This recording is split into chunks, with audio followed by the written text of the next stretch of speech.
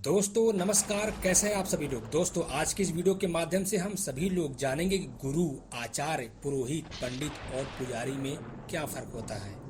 अक्सर लोग पुजारी को पंडित या पुरोहित को आचार्य भी कह देते हैं और सुनने वाले भी इसे सही मान लेते हैं। यह विशेष पदों का नाम है जिसका किसी जाति विशेष से कोई संबंध नहीं है। आइए हम सभी लोग जानते हैं कि उक्त शब्दों का अर्थ क्या है, ताकि आगे हम किसी पुजारी को पंडित ना कह सके। नंबर 1, गुरु। गु का अर्थ होता है अंधकार और रू का अर्थ होता है प्रकाश, अर्थात जो व्यक्ति आपको अंधकार से प्रकाश की तरफ ले जाए वह गुरु होता है। गुरु का अर्थ अंधकार का नाश करने वाला होता है। आध्यात्म शास्त्र अथवा धार्मिक विषयों पर प्रवचन देने वाले व्यक्तियों में और गुरु में अंतर होता है। गुरु आत्म विकास और परमात्मा की बातें करते हैं, परंतु प्रत्येक संत का गुरु होना आवश्यक नहीं होता है। केवल कुछ संतों में ही गुरु बनने की पात्रता होती है। गुरु का अर्थ ब्रह्म ज्ञान का मार्गदर्शक होता है। नंबर 2, आचार्य। आचार्य उसे कहते हैं जिन्हें वेदों और शास्त्रों का ज्ञान हो और जो गुरुकुल में विद्यार्थियों को शिक्षा देने का कार्य करते हो। आचार का अर्थ यह है कि जो आचार, नियमों और सिद्धांतों आदि का अच्छा ज्ञाता हो और दूसरों को उसकी शिक्षा देता हो। जो कर्म कांड का अच्छा ज्ञाता हो और यज्ञ आदि में मुख्य पुरोहित का काम करते हो, उसे भी आचार्य कहा जाता था।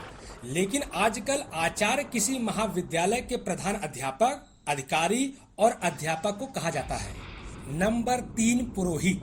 पुरोहित 2 शब्दों से बना है, पर तथा हित, अर्थात ऐसा व्यक्ति जो दूसरों के कल्याण की चिंता करे। प्राचीन काल में आश्रम प्रमुख को पुरोहित कहते थे, जहां शिक्षा दी जाती थी। हालांकि यज्ञ कर्म करने वाले मुख्य व्यक्ति को भी पुरोहित कहा जाता है। पहले राज दरबार में पुरोहित नियुक्त होते थे जो धर्म कर्म का कार्य देखते थे, साथ ही सलाहकार का भी काम करते थे। नंबर 4, पुजारी। पूजा और पाठ से संबंधित इस शब्द का अर्थ स्वयं से ही प्रकट होता है, अर्थात जो मंदिर या अन्य किसी स्थान पर पूजा पाठ करता हो वह पुजारी है। किसी देवी देवताओं की मूर्ति या प्रतिमा की रख रखाव करने वाला या पूजा पाठ करने वाले व्यक्ति को भी पुजारी कहा जाता है। नंबर 5, पंडित। पंडित का अर्थ होता है विद्वान। किसी विशेष ज्ञान में पारंगत होने को भी पंडित कहा जाता है। पंडित का अर्थ होता है किसी ज्ञान विशेष में दक्ष या कुशलता। इसे विद्वान या निपुण भी कह सकते हैं। प्राचीन काल में वेद शास्त्र आदि के बहुत बड़े ज्ञानी को पंडित कहा जाता था और आज भी ज्ञानी को पंडित ही कहा जाता है। और अंत में हम सभी लोग जानते हैं कि ब्राह्मण कौन है। जो पुरोहिताई करके अपने जीवन याचिका चलाता है वह ब्राह्मण नहीं है, वह याचक है। जो ज्योतिषी या नक्षत्र की विद्या से अपनी जीविका चलाता हो वह ब्राह्मण नहीं, वह ज्योतिषी है। पंडित तो किसी विशेष के विशेषज्ञ को कहते हैं और जो कथा वाचता है वह ब्राह्मण नहीं है, वह कथावाचक है। इस तरह वेद और ब्राह्मण को छोड़ करके जो भी कुछ कर्म करता है वह ब्राह्मण नहीं है। जिसके मुख से ब्रह्म शब्द का उच्चारण नहीं होता है वह भी ब्राह्मण नहीं होता है।